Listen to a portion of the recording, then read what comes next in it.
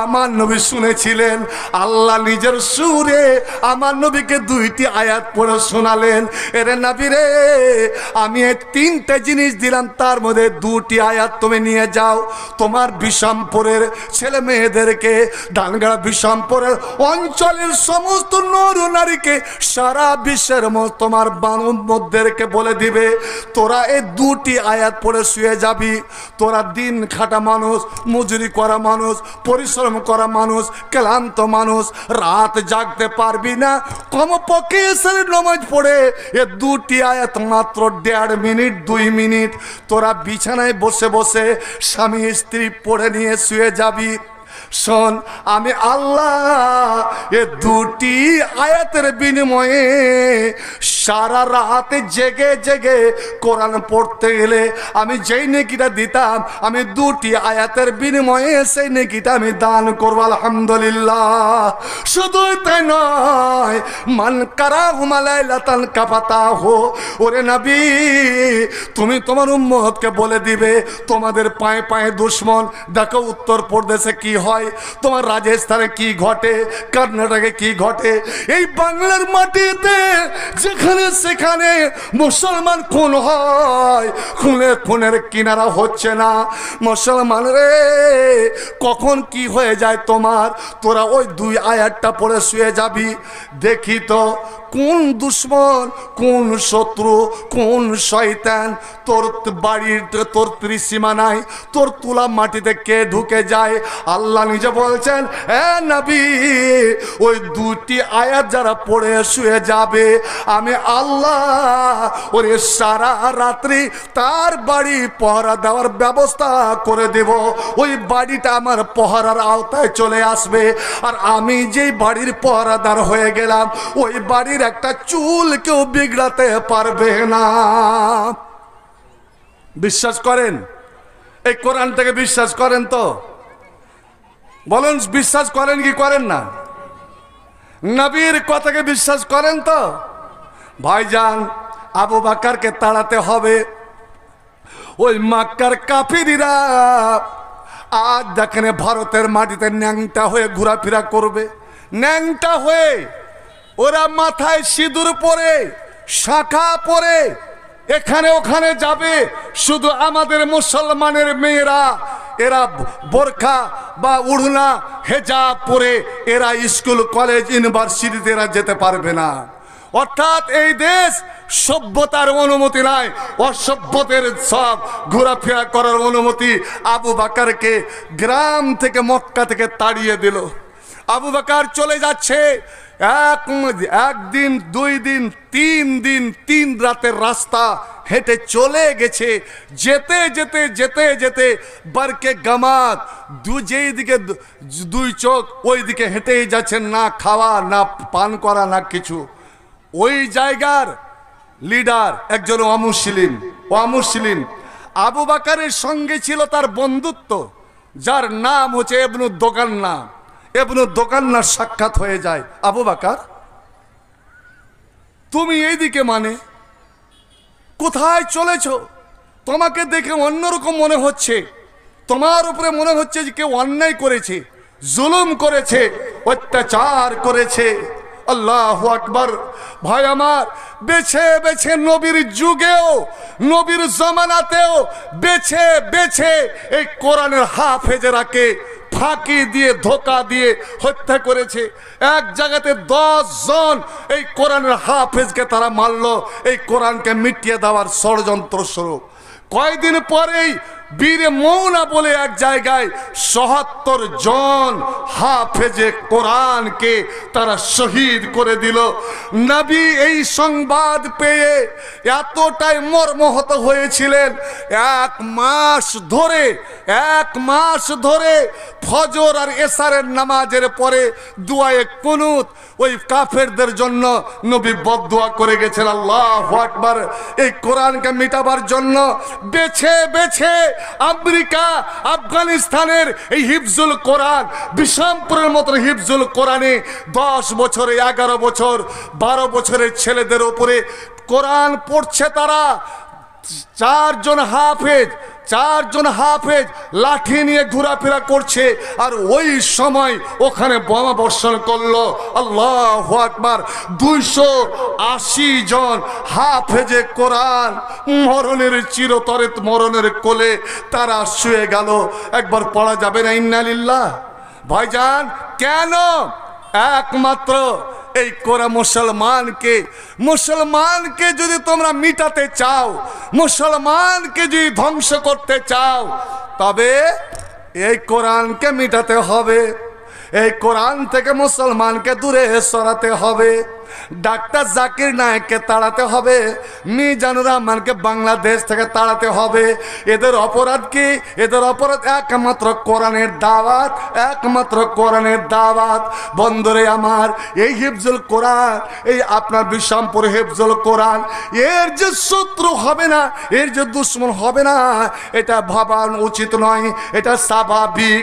কিন্তু জেনে রাখতে হবে, রে দুনিয়ার দুশ্মনেরা তোরা জেনে রাখ, আমার যত দুনিয়াতে যত কোরআন আছে আমি তোকে দিয়ে দিলাম। কোরআনকে তুই জ্বালিয়ে দে, পুড়িয়ে দে, সমস্ত মাদ্রাসাকে তোরা জ্বালিয়ে শেষ করে দে। ওরে আজ তুই জ্বালাবি, কাল সন্ধ্যা সকাল হতে হতে যতটা কোরআন তুই জ্বালাবি, তার থেকে 2 গুণ কোরআন আমরা ছাপিয়ে আবার বের করে দিব।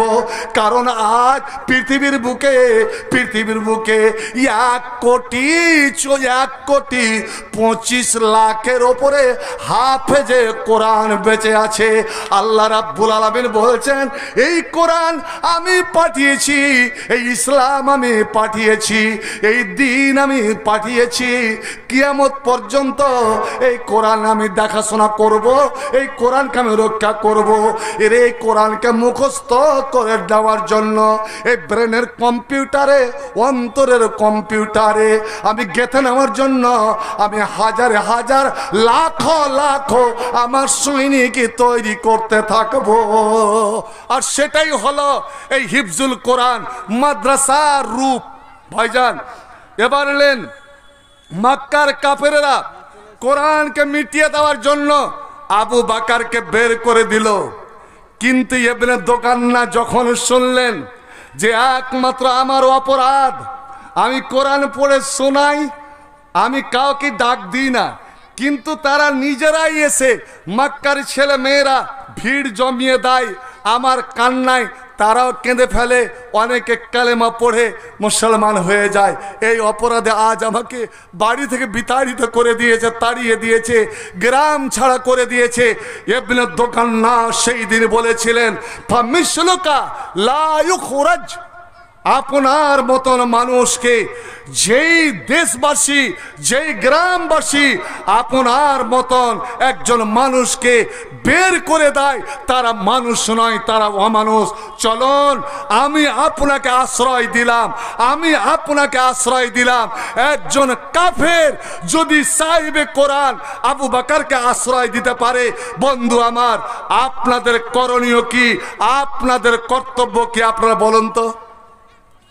যে এক পক্ষ এই কোরআনকে মিটিয়ে দেওয়ার জন্য উঠে পড়ে লেগেছে, আর আমার এই বিশামপুরের কিছু আল্লাহ যাদেরকে সুমতি দান করেছেন, আপন করে নিয়েছেন, এই কোরআনকে সংরক্ষণ স্বরূপ এই হিফজুল কোরআন খুলেছেন, আপনারা তার সাহায্য করবেন না? ইবনে দোকান্না চেয়েও কি আপনারা ইমানে কমজোর? ইবনে দোকান্না তো অমুসলিম, ও কাফের, নিজের বুক পেতে দিল এবং মক্কা নিয়ে এসে মক্কাতে এলান করে দিল, গোটা মক্কাবাসীকে জানিয়ে দিল, এ মক্কার লোকেরা, আবু বকরকে তোমরা কেন বের করেছো? আবু বকরের মতন দয়ালু, আবু বকরের মতন সমাজসেবী, আবু বকরের মতন মানব প্রেমিক লোককে বের করেছো। শুনে নাও, আমি আবু বকরকে আশ্রয় দিলাম, আবু বকরকে আমি নিজের নিরাপত্তায় নিয়ে নিলাম। কেউ যদি আবু বকরের দিকে চোখ রাঙানি দাও, কেউ আবু বকরকে যদি খারাপ নজরে দেখো, ওরে সরাসরি আমার সঙ্গে তোমাদের যুদ্ধ খরিদ করা হবে। এবার বলুন, আপনি কোন দলে যাবেন? যারা আবু বকরকে বের করেছিলেন সেই দলে, না আবু বকরকে যারা আশ্রয় দিয়েছিলেন সেই দলে? ভাইজান, যে আমার নবীকে সকাল থেকে নিয়ে সন্ধ্যা পর্যন্ত পাথর মেরে মেরে রক্তে রক্তাক্ত করে দিত, সেই দলে যাবেন না মা খাদিজার দলে যে কোলে নিয়ে নিজের উড়না ভিজিয়ে ভিজিয়ে নবীর জমাট বাঁধা রক্তগুলো মুছতেন। অনেক সময় খাদিজার চোখের পানি নবীর যখন সুন্দর নূরানি গালে পড়ে যেত, নবী আমার চমকে চেয়ে দেখ আল্লাহ কার কোলে বসে আছি। নবী আর থামতে পারতেন না, আও মাও করে খাদিজাকে জড়িয়ে ধরে তিনি কেঁদে উঠতেন, খাদিজা আমি তোমার এমনই স্বামী যে আমি তোমার হক আদায় করতে পারলাম না। হযরতে খাদিজা বুকে টেনে নিয়ে বলতেন, স্বামী গো এরকম কথা বলবেন না, আমি কত বড় ভাগ্যবতী, আমার কত বড় নসিব, আমার কত বড় কপাল যে যিনি সমস্ত নবীদের ইমাম, সারা দুনিয়ার ইমাম, আখিরাতের ইমাম, মানুষের শুধু ইমাম নয় ফেরেশতাদেরও ইমাম, যেই নবীর পিছনে ৭০,০০০ ফেরেশতা মুক্তাদি হয়ে নামাজ আদায় করে, তার আমি স্ত্রী হবার সুযোগ পেয়েছি, আর আপনি বলছেন তোমার হক আমি আদায় করতে পারছি না। খাদিজা আমি কার কাছে যাব, কাকে আমি শোনাবো? আল্লাহ ভাই আমার, বন্ধু আমার, এরি আমার মায়েরা বোনেরা খাদিজা বলতেন, ইয়া রাসূল আল্লাহ, ইয়া হাবিব আল্লাহ, আল্লাহর দিন নিয়ে ইসলাম নিয়ে, কোরআনের আলো নিয়ে, আল্লাহর তাওহীদের আলো নিয়ে যখনই কোন নবী কোন মানুষ দুনিয়াতে এসেছে তার সঙ্গে মানুষেরা এই দুর্ব্যবহার করেছে। ইয়া রাসূল আল্লাহ, কিন্তু প্রত্যেক নবী সবুর করেছেন, অবশ্যই জয় নবীর হয়েছে, রসুলের হয়েছে। নবী গো আপনি ধৈর্য ধরুন, আপনি সবুর করুন, নিশ্চয় জয়ী আপনি হবেন। বন্ধুরে আমার নবী তো জয়ী হলো। কোথায় আবু লাহাব চলে গেল, আবু জেহেল চলে গেল, ওরা দুনিয়াতে মিটে গিয়েছে, কিন্তু আমার নবীর নাম, আল্লাহর নাম যেমন আকাশে বাতাসে পাহাড়ে পর্বতে ৫ ওয়াক্তের আযানে আল্লাহর নাম, ঠিক আমার নবীর নাম ওইভাবে উচ্চারণ করা হয় একমাত্র কোরআনের কারণে। ভাই একটা আপনার কথা বলবো, কারণ আমার টাইম মধ্যখানে একটু নষ্ট হয়েছে, সেই কথাটা বলতে পারবেন? কোরআনে আয়াত কতটি আছে ভাই? কোরআনে আয়াত কতটি আছে? আমরা ৬,৬৬৬ শুরু রাখি, এটা কিন্তু ভুল। প্রকৃত ৬,২৩৬, ৬,২৩৬টি আয়াত। আর কোরআনে যতটি আয়াত, জান্নাতের দরজা, জান্নাতের সিঁড়ি ততটা, ১ তালা ২ তালা ৩ তালা ৪ তালা এক দরজা বলে, অর্থাৎ ৬,২৩৬টা জান্নাতের দরজা। সব থেকে উঁচু জায়গাতে আপনার যেখানে নিচে থেকে গুনতে গুনতে যান, ৬,২৩৬ নম্বরে যেই ঘরটা পড়বে, এবং ওই ঘরের ওপরেই হচ্ছে আল্লাহর আরশ। ওই ঘরে যারা যেতে পারবে, যেই জান্নাতি ছেলে মেয়েরা, তারা সকাল সন্ধ্যা আল্লাহর সাক্ষাৎ পাবে, আল্লাহর দিদার পাবে, আল্লাহ তাদের সঙ্গে কথা বলবেন। আমার নবী বলে দিয়েছেন, তোমরা যখন আল্লাহর কাছে জান্নাত চাইবে তো ওই জান্নাতটাই চাইও। ফ্রিতে যখন তুমি খেতে চাইবে তো ভালো জিনিসটাই চাইও। ভাইরা আমার, এ আমার মায়েরা বোনেরা, কিন্তু ৬,৬৬৬টি সিঁড়ি, ৬,৬৬৬টি ঘর, দেখার কাউরে সুযোগ হবে না, কাউরে সুযোগ হবে না। ওরে কোনো জান্নাতি দেখতে পাবে না। কেউ তো ১ নম্বরে, ২ নম্বরে, ১০০ নম্বরে, ৫০০ নম্বরে, ১০০০ নম্বরে, একমাত্র মা তুমি বড় ধন্য, তুমি ভাগ্যবতী যে তোমার পেটে এমন ছেলে জন্ম দিয়েছিলে যেই ছেলে আজ হাফেজে কোরআন। বাবা একমাত্র তুমি ধন্য যে তোমার উরুষে এমন ছেলে জন্ম দিয়েছ যার কাছে দুনিয়ার কামিনী না, ডাক্তার ইঞ্জিনিয়ার বালানে না, তুমি কোরআনের হাফেজ। 606,266টি আয়াতের মালিক বানালেন। ওরে জাগির জাগির নিরা, তোমার নিজস্ব ছেলে নাই কিন্তু তাকে খাইয়ে দাইয়ে 6,266টি আয়াত মুখস্থ করালেন।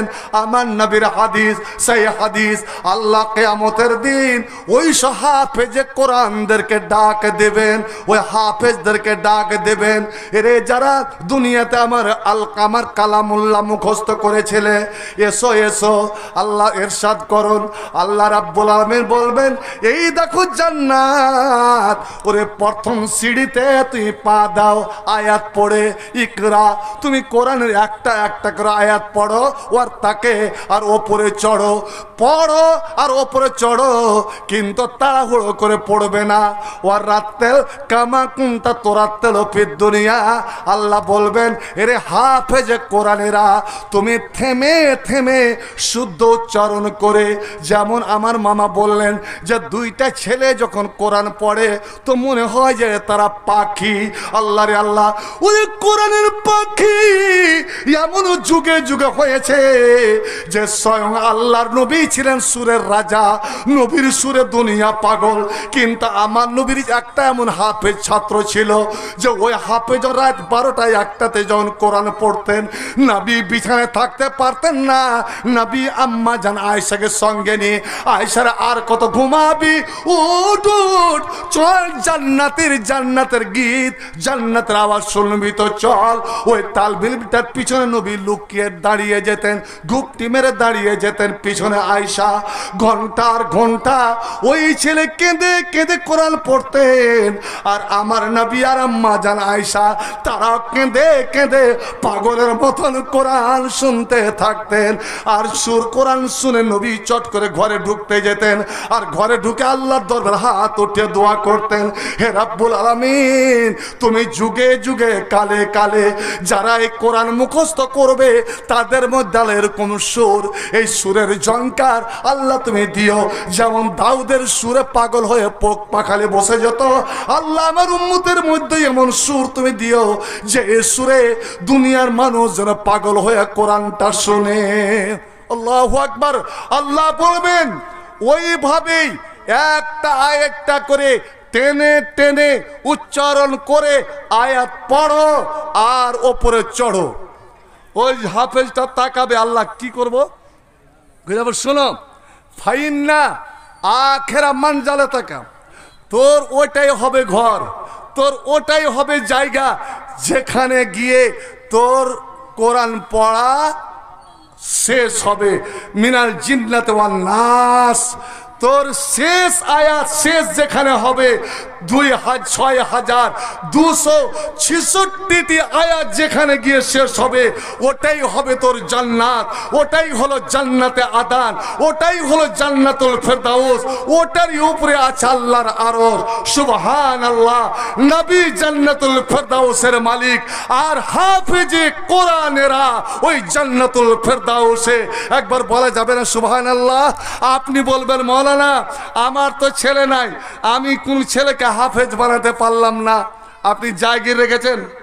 শুনুন নবীর সেই হাদিস, একদিন যদি কাউকে আপনি 1 গিলাস পানি খাইয়ে থাকেন, 1 গিলাস পানি, আপনার পানির ব্যবস্থা দিয়েছেন, পায়খানার ব্যবস্থা, উজুর ব্যবস্থা, গোছলের ব্যবস্থা, আমার জাগিরনিরা কি আদর দিয়ে ওই ছেলেরাকে খাওয়া দাওয়া করায়। একদিনে 1 গিলাস পানি যদি দিয়ে থাকেন, ওই লোকটা জান্নাতের দিকে যাবে, দেখবে রাস্তাতে একটা লোক হাত পা বাঁধা অবস্থাতে পড়ে আছে। যখন ওখান দিয়ে জান্নাতে দৌড়ে যাচ্ছে, এই বাঁধা লোকটা একটু ক্ষীণ সুরে ওকে ডাকবে, ভাই একটু আসবে না? পট করে ঘুরে আসবে, আর তার এখনই আমাকে চিনতে পারছো?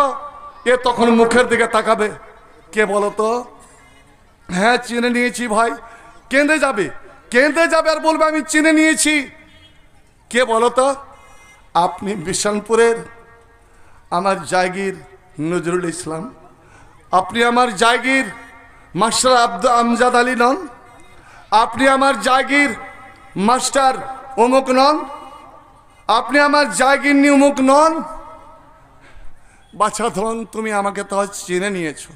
তোমার ছেলে, যেই ছেলের জন্য তুমি জীবন দিলে, যে মেয়েটাকে বিক্রি করতে গিয়ে ওই জামাইয়ের জন্য লাখ লাখ টাকা ওই দামড়াটার জন্য খরচ করলে, ওই বেটি তোমাকে চিনবে না। আল্লাহর কোরআন বলছে বেটা চিনবে না, ভাই চিনবে না, পুরুষ চিনবে না, স্ত্রী চিনবে না, কিন্তু ওই ওস্তাজি যাকে তুমি এক গিলাস পানি পান করিয়েছ, ও থমকে দাঁড়াবে, বলবে ভাই রে, বেটা রে, আমি তোমাকে যদি আদর করে থাকি, সোহাগ দিয়ে থাকি, ভালোবেসে থাকি, আল্লাহর ওয়াস্তা তুমি যাও, তুমি জান্নাতে যাচ্ছ।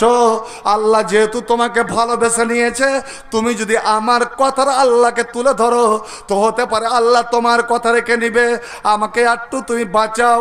তো আপনাকে বলতে হবে না, আপনি এই ওর অবস্থায় পড়ে থাকবেন আর আমি জান্নাতে যাব, এটা কসুই কালে হবে না, হবে না। আমি আপনাকে বিপদে ফেলে আমি জান্নাতে যাব না।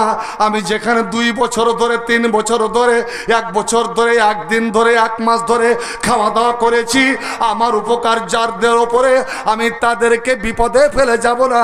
ও ঘুরে যাবে, এ রব্বুল আলামিন তুমি কেন আল্লাহ বলে তুমি কেন ফিরে এলে হে? জান্নাত থেকে কেউ ফিরে আসে? আল্লাহ আমি তোমার জান্নাতে যাব না, আমি জান্নাতে যাব না। কেন জান্নাত যাবি না মানে? হে রব্বুল আলামিন আমাকে তুমি জান্নাত দিলে কেন? এই জন্যই যে আমি কোরআনের হাফেজ। আল্লাহ আমাকে তুই জান্নাত দিলে এই জন্য যে আমি তোমার কালামুল্লাহকে ভালোবেসেছিলাম। কিন্তু আল্লাহ তুমি তো জানো, এই মাদ্রাসা যদি বিশালপুর মাদ্রাসাতে আমাকে দাখিলা না নিত, আমার অ্যাডমিশন না হতো, আর এখানে হোস্টেল সিস্টেম নয়, যদি জায়গির না হতো, আমি কি করে থাকতাম, কি করে কোরআন মুখস্থ করতাম, আমি কেমন করে হিফজ করতাম? হে রাব্বুল আলামিন তুমি জানো যে হাট খোলার মুখ আমার জাগিরিনি আমাকে ছেলের চেয়ে আদর করে খাইয়েছে।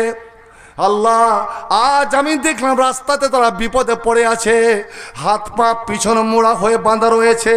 আল্লাহ কেন? ওরা যদি আমার এত বড় সাহায্য করে থাকে, আজ আমি ওদেরকে বিপদে ফেলে আমি কেমন করে জান্নাত যেতে পারি?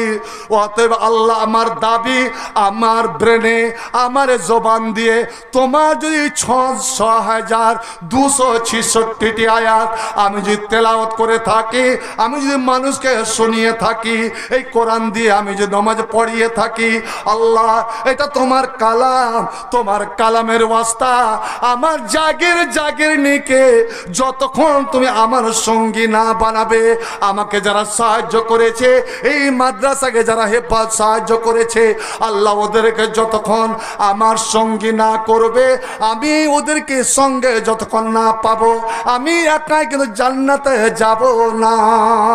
আল্লাহু আকবার।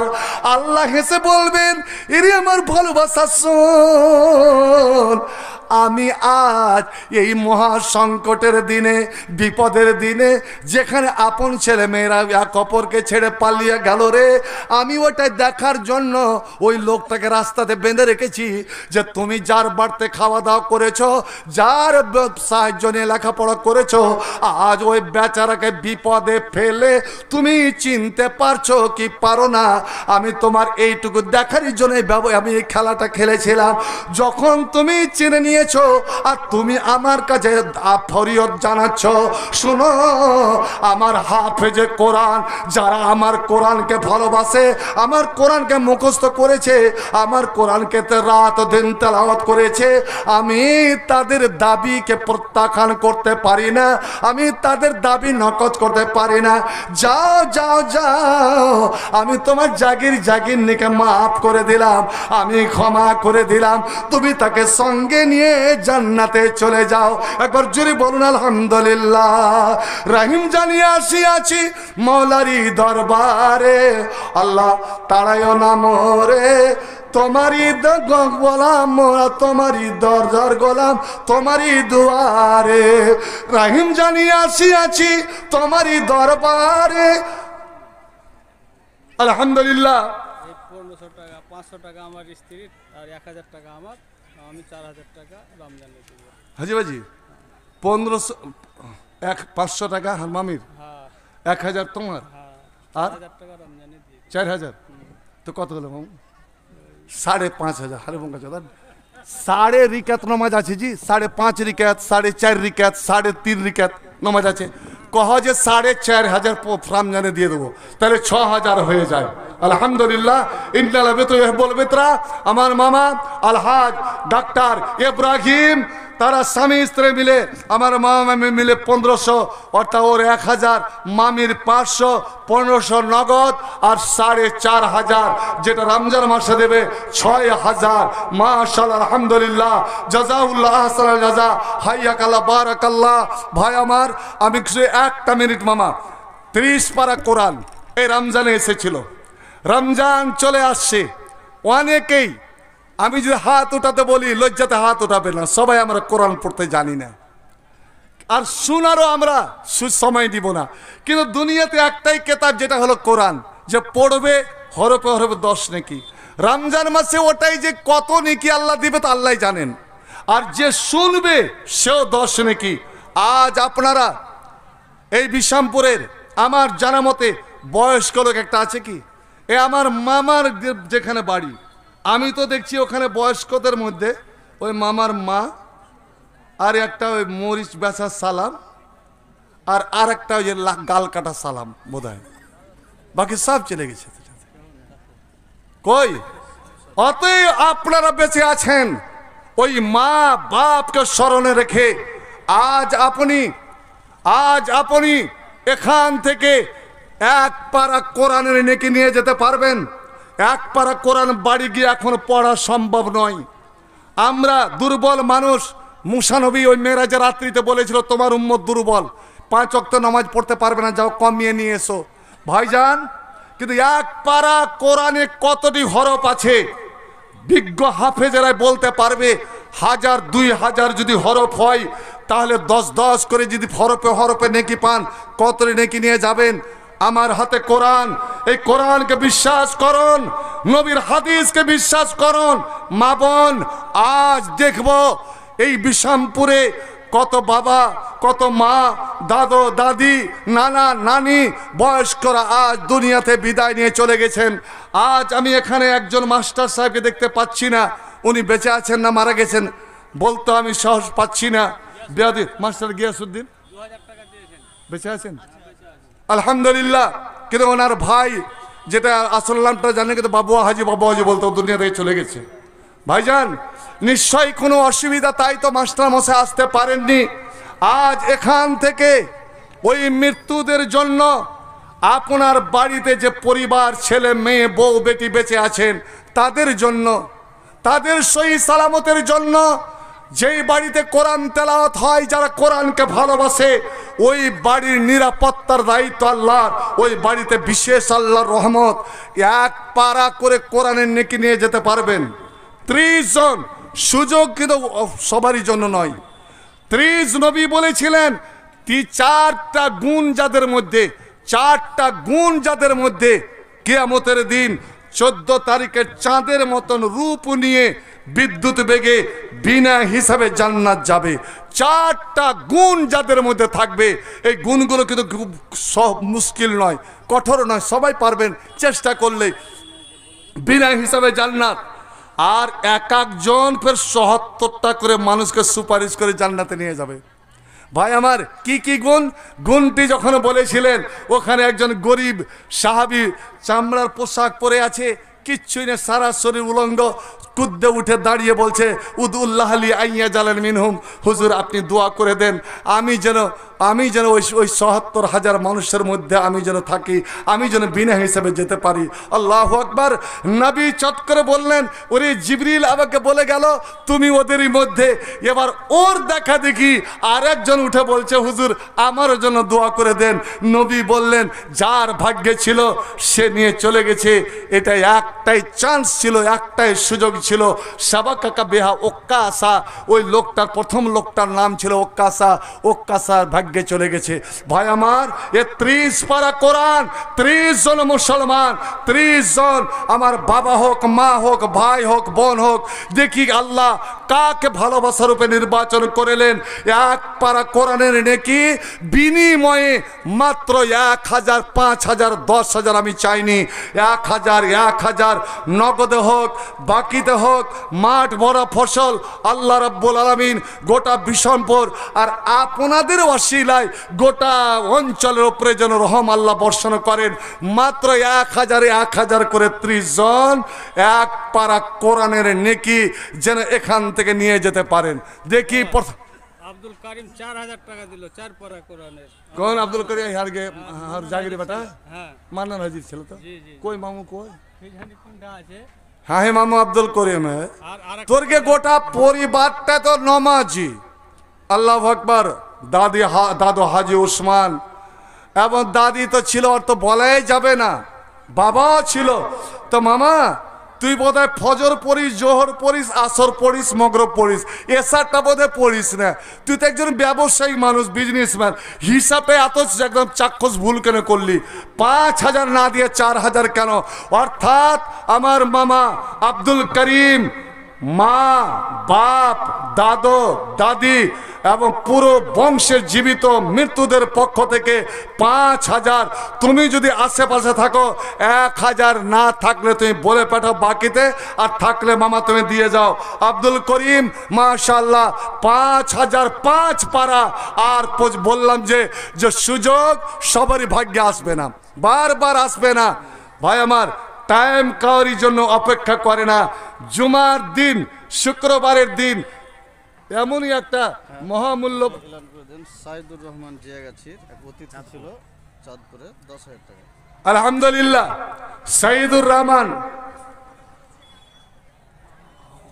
আমার জিয়াগাছি মাদানী পাড়ার সাইদুর রহমান অত্যন্ত নেককার ছেলে, সমাজসেবী ছেলে।